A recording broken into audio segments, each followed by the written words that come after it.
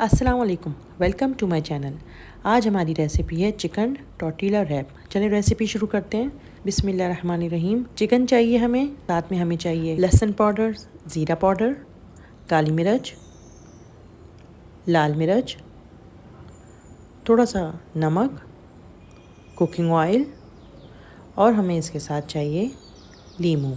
मसाले को अच्छी तरह हम चिकन पे लगा देंगे, साथ में हम लीमू भी लगा देंगे चिकन पे अच्छी तरह और इसको मैरिनेट करने के लिए रख देंगे। आप 3 से 4 घंटे भी रख सकते हैं, आधा घंटा भी रख सकते हैं और फ़ौरन भी बना सकते हैं। आपकी चॉइस पे, ज़्यादा देर लगा रहने देंगे तो अच्छा टेस्ट आएगा। अब हम लेंगे फ्राई पैन, थोड़ा सा तेल लगाएंगे उसमें और अपनी चिकन को पकने के लिए रख देंगे। लो से मीडियम हीट पे हम कुकिंग करेंगे।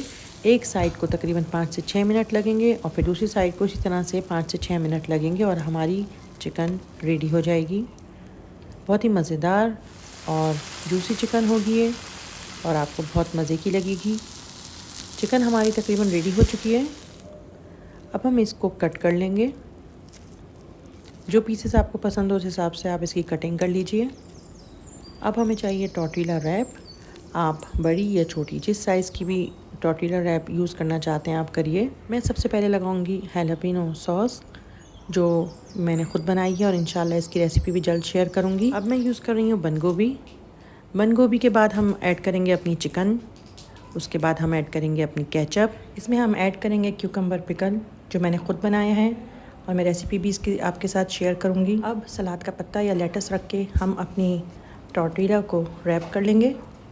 रैप करने की 2-3 तरीके होते हैं, आपको जो पसंद हो आप उस तरीके से इसको रैप करिए।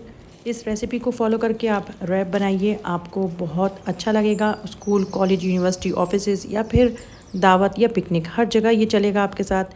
अब हमने इसको थोड़ा सा सेक लिया है, घी लगा के या बग़ैर घी तेल के हम इसको सेक लेंगे और हमारा रैप रेडी है।